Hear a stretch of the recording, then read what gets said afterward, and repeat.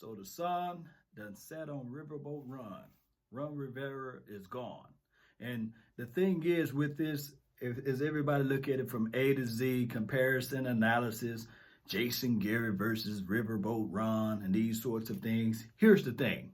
When you look at the total picture, both guys, you can say that Ron Rivera, of course, he won more playoff games and made a run at the Super Bowl, and they got there, and they lost to Peyton Manning. And one can argue that there was some crazy things that went on during that game, but a loss is a loss, and he's not a Super Bowl champion. So, and Jason Garrett, he's been here with almost 9 years, going on 10 years, I meant to say. So we got to look at the total picture. Of course, Ron Rivera, his best years was a 15-1 season, 2015. I think before that he had a 12-4 year, and then he had 11-5 year. So if you look at it, yes, 3 winning seasons, and they just got tired of it. They looked at the bigger picture and said, you know what, it's time for us to move on. Hey, we like your services. We love what you brought to the table, but unfortunately, it's time for us to move on. And that's what they did. They just literally moved on from the guy. And time to build up another situation with another head coach, maybe down the line. But I will say this, Rivera's defense is something nice, and he would probably find himself on somebody's team being a defensive coordinator.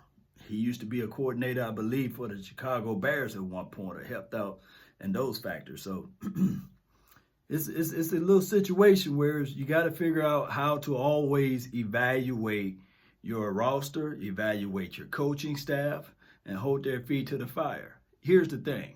A lot of people fail to realize when you are the head coach, you operate everything. And a lot of times when you are a new head coach, they got a system, a plan put in place. Maybe it'd be 2 years, maybe it'd be a 3-year plan. You would like to have the 3-year plan, basically, saying that, hey, I'm going to try to turn everything around within 3 years. And my philosophy is going to be permeated throughout the entire locker room and the organization and beyond, because the head coach is just not the coach of the team. He's the first person that people think of when they look up a team, the head coach and the quarterback. There's always those two. So shout out to Ron Rivera for having his run, but sun done set on him, and there's nothing wrong with it. People think that just because you are a head coach that you're supposed to be there forever. No, that's not the case nor the scenario. And he will probably land somewhere good and in the following years or what have you. Here's the thing with Jason Garrett. We already know that his situation is totally different from the Carolina Panthers situation.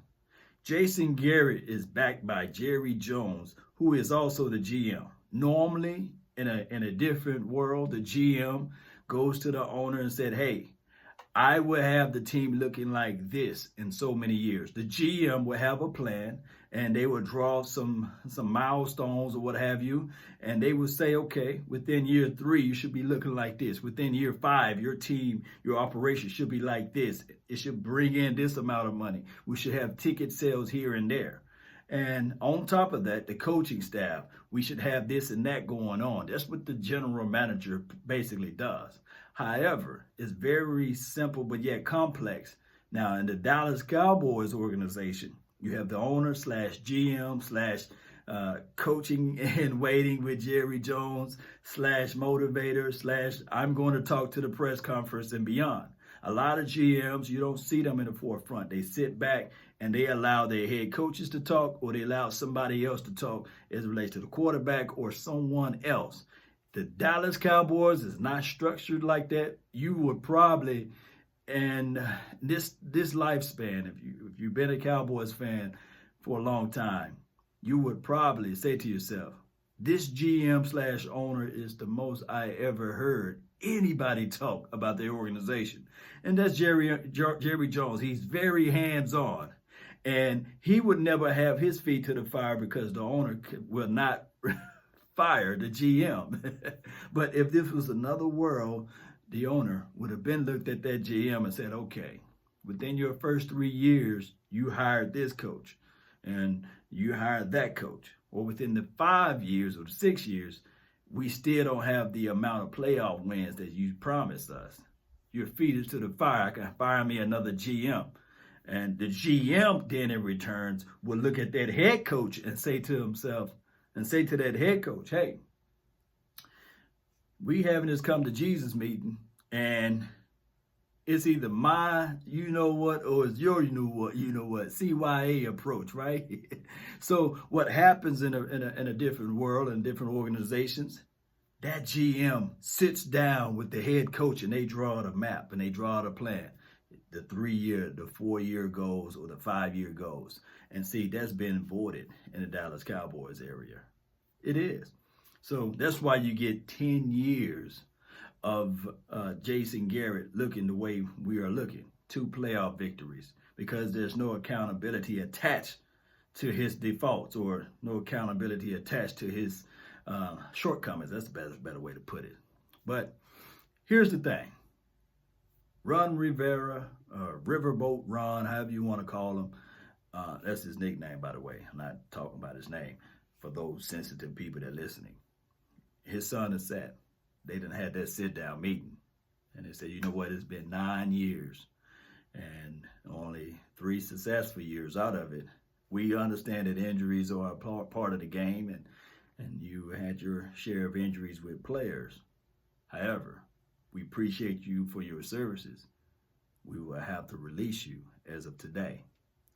That's just how the real world works, Cowboy Nation, and those who are listening for the first time. I want to know your thoughts. I want to know your opinions, how you feel about the Dallas Cowboys organization, and how you feel about the Panthers, if you so happen to like the Panthers, if you're out there in that area and you support that team. And let me know what should be the next move for Jerry Jones and Jason Garrett. With Jerry Jones, the GM, not the owner, the GM, look at Jason Garrett and say, here's the plan. And we have not been successful with the plan that we drawn out, you see. Or with Jerry Jones, the owner, sit down with both Jerry Jones, the GM, and Jerry Jones' son, Jason Garrett, and say, hey, these are the plans. And unfortunately, the bottom line is not being met. And you're going to coach for somebody's team. There's an opening in Carolina. You can probably fit right into their situation, you say, because I'm going to have to release you as of today. But we'll see. We got 4 more games. And remember, I'm not the person saying that you got to fire Jason Garrett now while we still are above 500 and we are not mathematically out of the playoff situation, because nobody ever will fire a coach when you still mathematically in the situation as it relates to playoff hunts, right? But we'll figure out this thing one way or another. I want to know your thoughts. Post them down below. That's been my time. I really thank you all for yours. And remember, you're listening to nothing but the best. Salute. I'm out. Peace. Let's go.